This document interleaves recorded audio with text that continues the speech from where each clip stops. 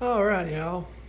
I wanted to come out here and do a 200-hour review on my 2020 John Deere Z915E. It is a 54-inch cut mower with the 25 horsepower Kohler Command Pro engine. You see 25 horsepower, and right there it says Kohler. It is I can't tell from there exactly what it is. It's a CV something, I can't remember. I don't know exactly what the CCs is on it, but 26 horsepower. She is dirty because I've been mowing finally today. I mowed my yard and a yard across the street, and I plan on mowing another one across the street tomorrow and a couple others I'll have to drive to. But my season is finally kicking off, and I had a little time, figured I'd do a review on it. Now, like I say, it's 54-inch cut, and it does not have a suspension seat, but it did, the previous owner did get the Comfort Glide, which allows the seat to move back and forth. There's a little lever under here that you can lock, make the seat not do that.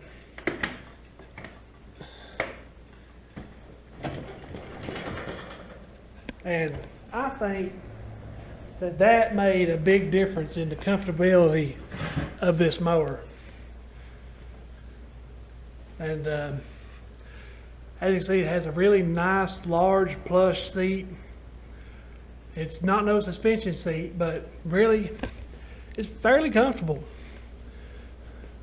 Like, I don't understand how I could ride this, you know, not hours on end, but, you know, for maybe up to an hour at a time, off and on all day, and never bothered me. But last year I rode a tractor all day long and hurt my back.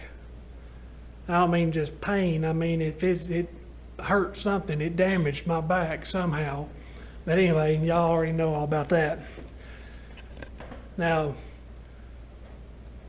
with the Comfort Glide seat, that's how I bought the mower. It had the stock Mower Blades on it, which absolutely suck. I'll show them in a minute.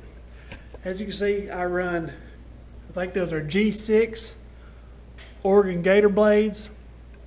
The reason being, running a high lift blade bogs the motor down too much and it leaves stragglers. And running, I get the best cut running the Gator blades. It does clump some, but I get a cleaner cut on the first pass than I do with a high lift. And as you can see, I did put a grass flap on this mower. I had the plastic plate on there. It ended up coming off, and I've not bothered trying to replace it. It does well enough like this. I don't really mow around flower beds and stuff. The biggest reason I got that was to help prevent shooting debris or objects out around traffic or people. That's my primary reason for buying that, and as it is, it does that. Now, one upgrade that isn't as obvious, I did buy some aftermarket no flat tires. They're a semi-pneumatic tire. As you can see in the writing right there, blocked by the caster, but you can see semi-pneumatic. They do take grease, whereas the original wheels, you didn't have to grease them. And I've seen a lot of reviews. These are the No Air brand on Amazon. I've seen a lot of reviews where people say that they had problems with the bearings on theirs. So far, I don't reckon had any problems. I've just kept it greased, been no issue. And I've got the grass flap foot pedal right there. No problem to kick over, make it go down. It does have a foot raised deck assembly, and this is how you lower it. You just unlock it and you put your deck down. To change the cutting height, you just spin the wheel, lock it, and the deck stays up. And the foot pedal,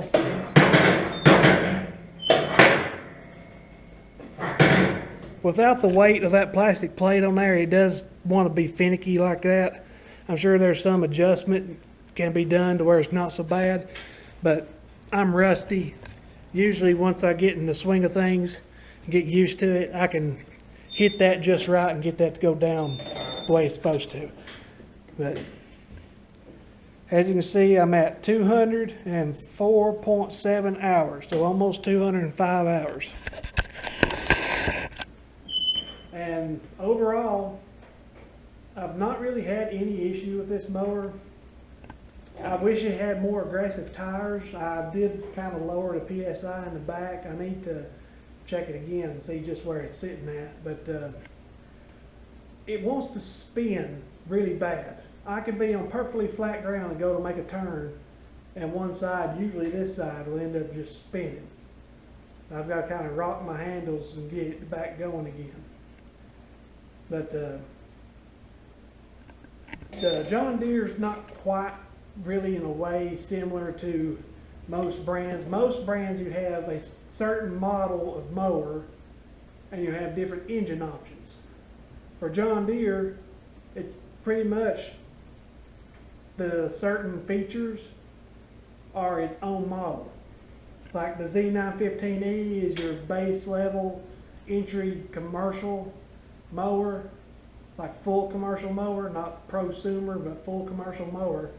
Same type of frame, deck, engine quality and everything, has the entire Z9 series, but the only engine option for a Z915E is the 25 horse Kohler. You can get this in a 48-inch deck, which I think is the only model in the Z9 series that you can get a 48-inch deck, which of course the 48-inch comes with narrower back tires. You get 48, a 54, and a 60. And like I said, this is a 54. I kind of hoped that maybe the blades on that mower would be interchangeable, but they are not. The blades between these two machines are completely different. But other than just aggravating to turn at times because of traction, never really had a problem. It tracks well. It's, you know, plenty fast enough. I wouldn't want to really travel any faster than what I mow with already on lawn, because lawns are rough and go much faster and it's just going to beat you that much harder. But I do keep the ROPS in a half folded, I guess you could say, position, so there's some protection if something were to happen, but it's not grabbing every tree limb I go under. So, and it's got easy to adjust pins. You just pull a cotter pin, pull the pin out, and you can adjust the ROPS how you want.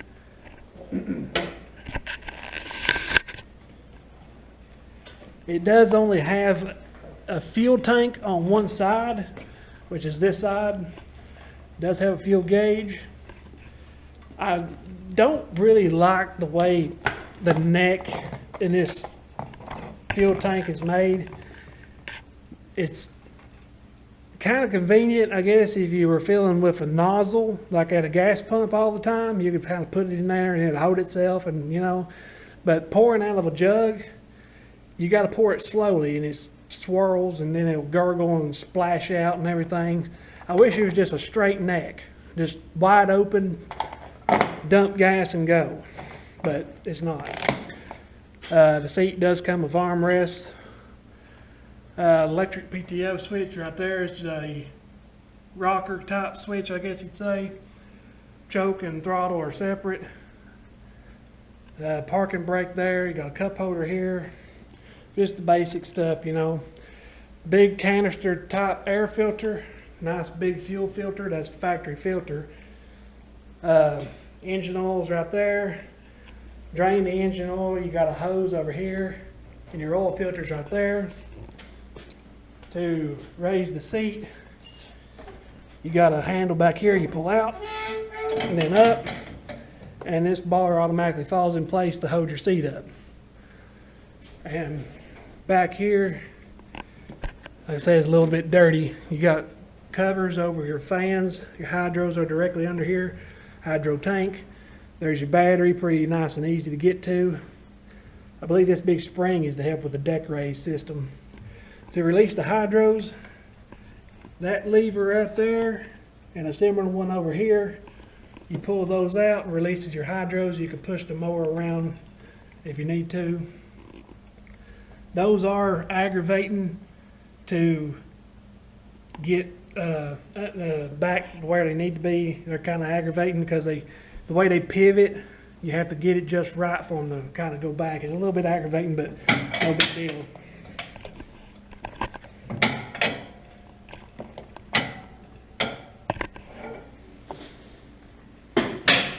The back of the seat does have a mesh deal, like you can put some, gloves or trash or something there in if you wanted to. So, if you've recently watched, I had an issue with this mower, and it was with the engine. I hadn't started the mower in some time, and Kohler command engines have hydraulic lifters in them. And they are known for having issues and causing ticking noises in the engine. And they're known for, if they sit a long time, draining the oil out of the lifters and causing a tick. And it was a really bad tick. And I typically run 10W40 engine oil in all my machines. And I was running it, trying to figure out what's going on. And I think if I just run it long enough, it would have sorted itself out, but it was ticking so bad it's making me nervous. So I got some 10W30, drained the oil, put 10W30 in, but I didn't change the filter or nothing. The oil that I drained out was brand new, so that was kind of a pain. I should have just run it, but I didn't. I didn't want to risk damaging it. But put 10W30 in it, ran it, got it good and warm. The thinner oil, it got through the engine better, and the tick went away.